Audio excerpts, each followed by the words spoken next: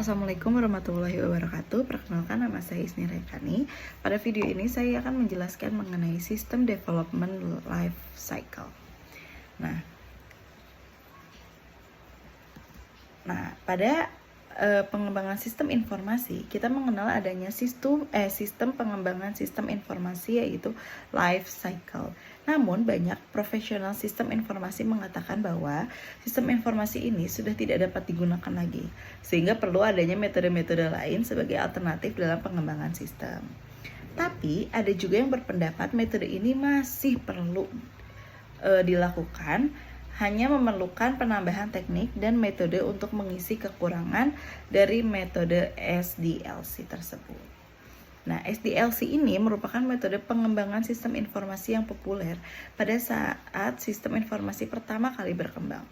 SDLC ini merupakan metode pengembangan sistem informasi yang pertama kali digunakan. Oleh karena itu, SDLC disebut sebagai metode pengembangan sistem tradisional. Nah, metode SDLC sering digunakan untuk memecahkan masalah yang langkah-langkahnya sebagai berikut. Yang pertama yaitu melakukan survei dan menilai kelayakan proyek pengembangan sistem informasi.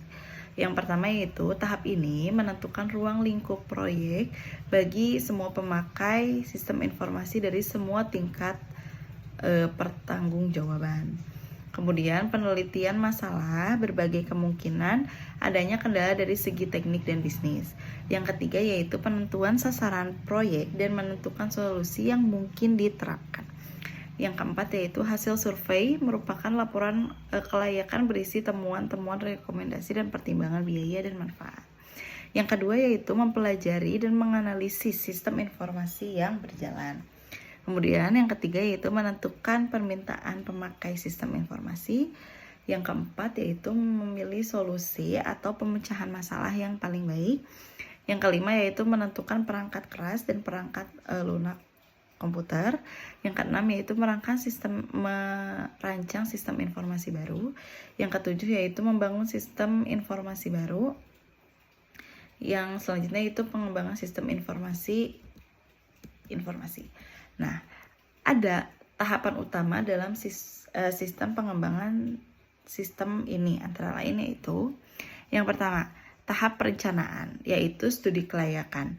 Kemudian yang kedua adalah tahap perencanaan, yaitu laporan perencanaan dari sistem perancangan atau desain, bagan arus, dan tabel keputusan. Yang ketiga yaitu ada tahap implementasi, yaitu perencanaan, perubahan atau pengembangan sistem, perencanaan, pengujian sistem, dan jadwal operasi dan perawatan. Adapun teknologi dan praktik-praktik pengembangan sistem yang pertama yaitu pengendalian produktivitas analisis atau pemrograman. Kemudian ada pemrograman terstruktur. Kemudian selanjutnya adalah computer aided software engineering. Yang keempat yaitu ada prototyping, dan yang kelima yaitu ada teknik berorientasi objek. Nah, keterlibatan auditor dalam pengembangan sistem. Auditor internal harus berpartisipasi dalam pengembangan sistem untuk meyakinkan bahwa audit diperlukan dalam lingkup pengendalian dibangun dalam sistem berdasarkan komputer.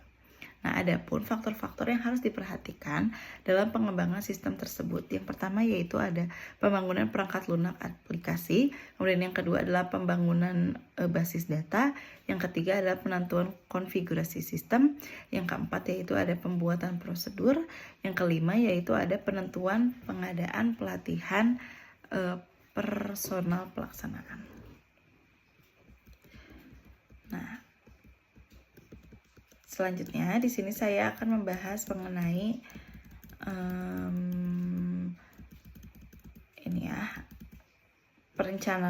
perancangan sistem informasi.